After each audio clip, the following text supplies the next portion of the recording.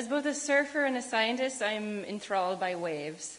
So I'm here tonight to actually talk about something that hasn't been talked about yet, at least I haven't heard, and that's the ocean, our invisible ocean connection. Waves are shaped by wind, and I think that's a beautiful reminder of the complex beauty of how the unseen forces of nature work. So you have the energetic friction between storm-driven waves and vast open ocean space, causing a buildup of energy that builds into open ocean swells, traveling vast distances at high speed. And they march towards our continental shelf and reach our coastal shallow waters, and the bathymetry then shapes them into waves, which rise, steepen, curl, peel, and crash onto our shore. For many, though, the sea remains an expansive blue space, and what lies below, most humans may never see or experience firsthand. But for me, I had the good fortune of a childhood spent in close proximity to the coast, full of the wonder of the tides, the power of the sea, these fast-moving weather fronts so particular to Donegal. And from a very early age, I learned about life in that intertidal zone, from time spent in rock pools when my mother and father went for a surf, and before I followed them. So in a way, I think how we surf must honour the natural processes and flows and constraints and rhythms that are beyond human control. I think that's important to remind ourselves of when we're talking about words in terms like biodiversity and nature. A lot of it is beyond our understanding and our control, and because we are a part of it, it's who we are. And the power of the sea to instantly bring me back to myself and calm and restore never ceases to amaze me. And yet our desire to be cleansed, to wash away that stress and worry that we carry on land, has become tainted in an ocean that's also saturated in our terrestrial waste. And I've directly experienced the consequences of that, surfing in water contaminated by untreated sewage outflows in some of Ireland's most popular surfing breaks, without any warning for water users of the risks. And this is not an uncommon issue around bathing water sites in Ireland and indeed the world. And in fact, I found from one study that surfers have been identified by scientists as being at higher risk to exposure to antibiotic-resistant bacteria. There are so many forces at play that we don't yet understand based on our actions. But all of this only reinforces for me the dynamic, fluid, and interdependent nature of our relationship with the ocean, and how that can hinder or enable a sense of well-being. And that's what really underpins my work as a marine social scientist and drives my understanding, or my desire to want to understand, the link between ocean health and human health.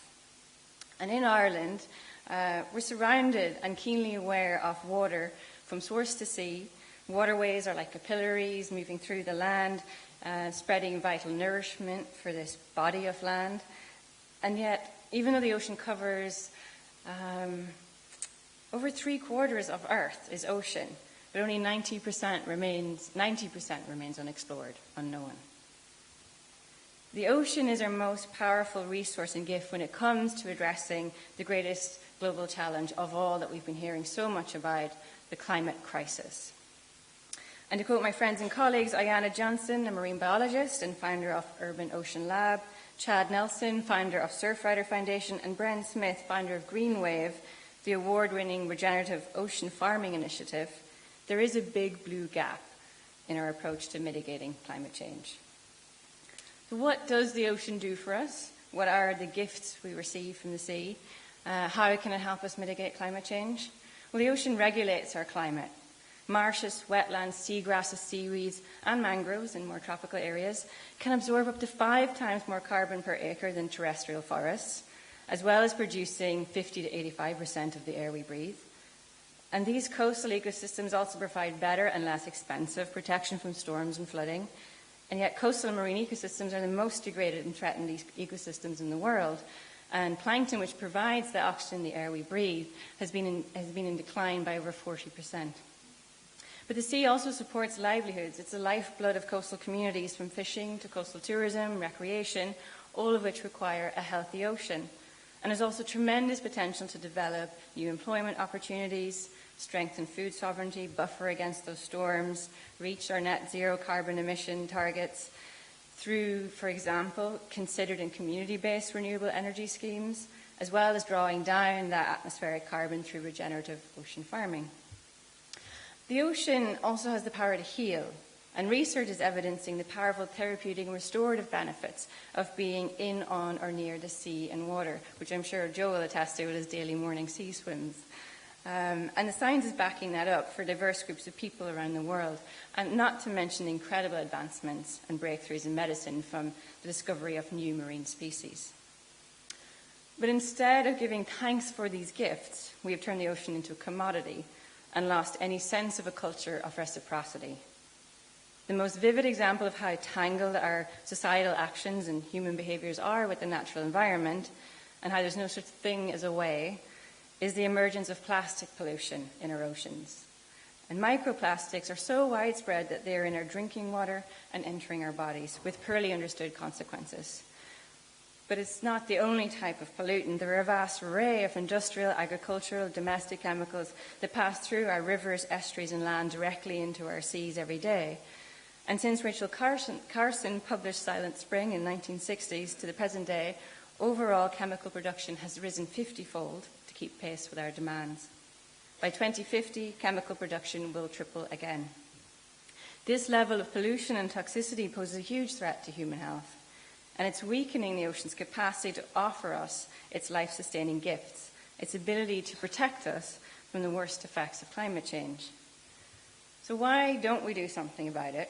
Well, first I would ask, how did we end up in this mess? We have lost our connection. If you have a deep connection to a particular place, I'm sure you all feel it and can think of it right now, it's more likely that you will feel moved and motivated to do something about it if it's under threat. But if that connection is absent, how might we respond? Is it our responsibility? Co-founder of Nature and Mind, Barry Lee, argues that absence of deep emotional connection between humans and the natural world is at the root of the environmental crisis. And I would argue this so-called environmental crisis is a symptom of a society in crisis. We live in an age of disconnect. In the We Are Ocean report published last year in the UK, 90% of people surveyed said we don't live in a very ocean-literate society. And the number one reason given was that the ocean is out of sight, out of mind, especially because we live increasingly urbanized lives. So why don't we do something? We feel overwhelmed by the scale of the problem. Any action feels like a drop in the ocean. And we're not just living urbanized lives, but indoor lives, diminishing access to a wide range of health benefits associated with being in nature. And that can be amplified by the sea. Our society is designed to make us passive. We live in this always-on culture with no time to reflect, let alone act. And we feel socially isolated and are suffering an epidemic of loneliness, not just with other humans, but also what's now being coined species loneliness. One of the greatest crises of our time is a rise in mental health issues. Growing stress and anxiety are linked to the fact that we've become disconnected.